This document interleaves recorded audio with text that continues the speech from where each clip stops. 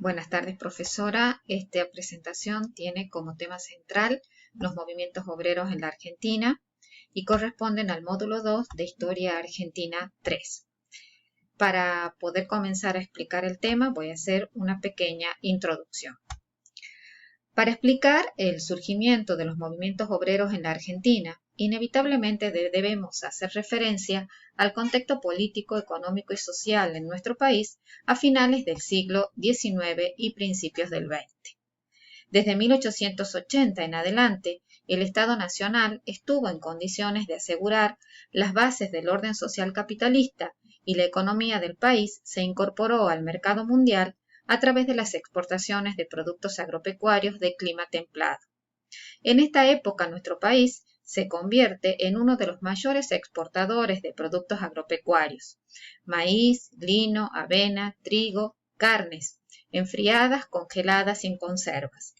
Los requerimientos de mano de obra de los nuevos trabajos impulsaron la llegada de cientos de miles de inmigrantes que cambiaron profundamente la organización tradicional de la sociedad argentina.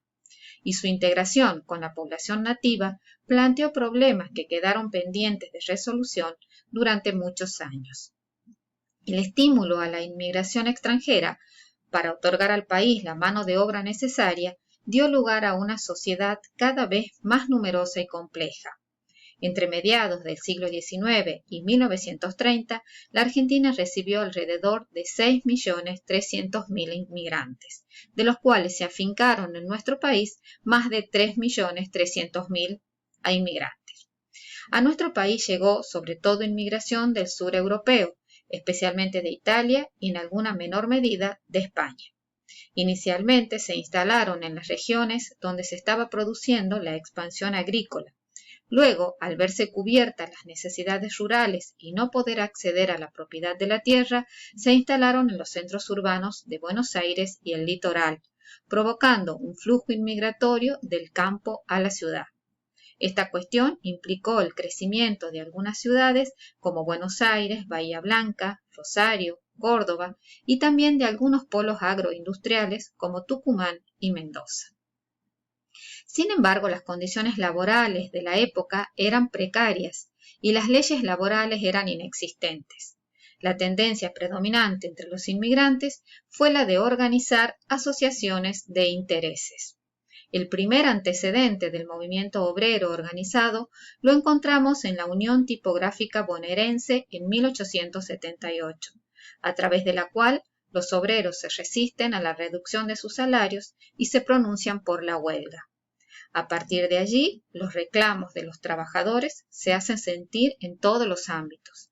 Básicamente, reclaman aumento salarial, pago de haberes atrasados, reducción de jornadas laborales y mejores condiciones de trabajo.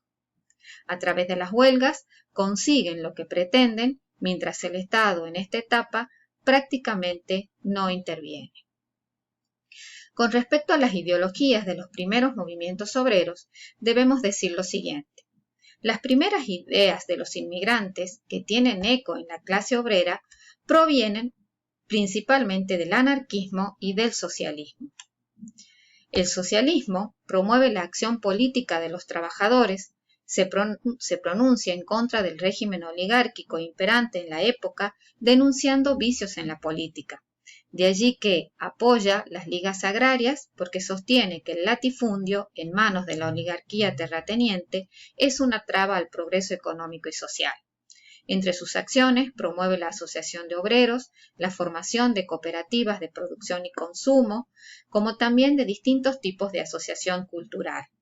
En el ámbito de la educación, el Partido Socialista crea la Universidad Popular de Barracas, la Sociedad Luz, bibliotecas populares y escuelas primarias.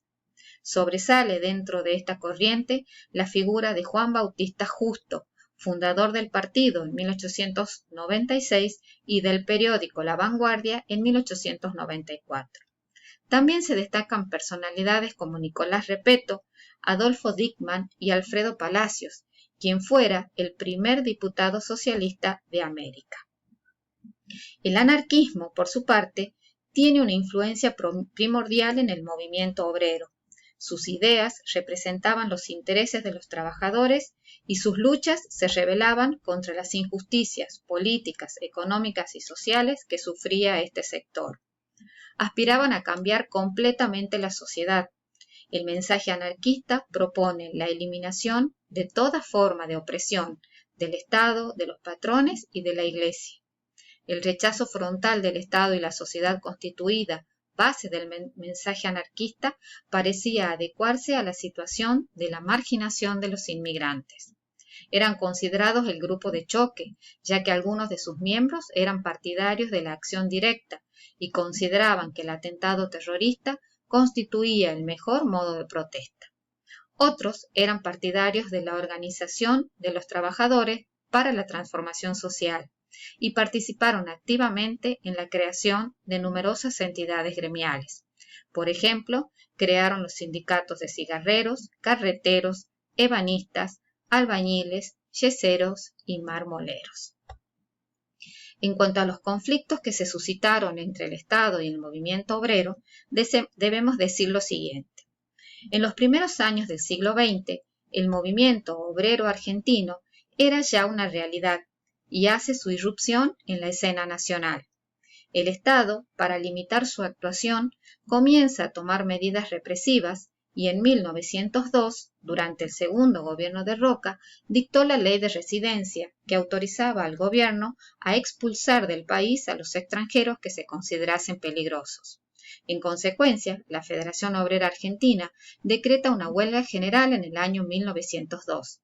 Recordemos que la Federación Obrera Argentina era quien nucleaba por ese entonces a la mayoría de los gremios del país. Los socialistas se oponen a la medida por considerarla un acto desmesurado. A partir de este momento se produce la fractura de la central sindical, ya que la Federación Obrera Argentina queda en manos de los anarquistas, mientras que los socialistas fundan la Unión General de Trabajadores. Como consecuencia de la huelga general, el Estado declara el estado de sitio, irrumpe en barrios obreros, detiene y encarcela a obreros argentinos y a los extranjeros les aplica la ley de residencia. El caso Falcón.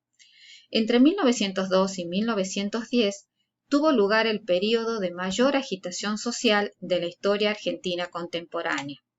Conflictos entre los movimientos obreros y el Estado se repiten en varias oportunidades. Así, en 1904, con motivo de la conmemoración del ahorcamiento de los mártires de Chicago, el 1 de mayo, la Federación Obrera Argentina convoca un acto que desató la represión policial y concluye con el saldo de varios muertos, heridos y detenidos. Situación como esta se repite en los años 1906 y 1909. En este último año, el coronel Ramón Lorenzo Falcón, quien se desempeñaba como jefe de policía, es reconocido en los conflictos. Por ello, las centrales obreras, ante la represión de la policía y la clausura de locales anarquistas, no solo declaran la huelga general, sino también solicitan la renuncia de Falcón.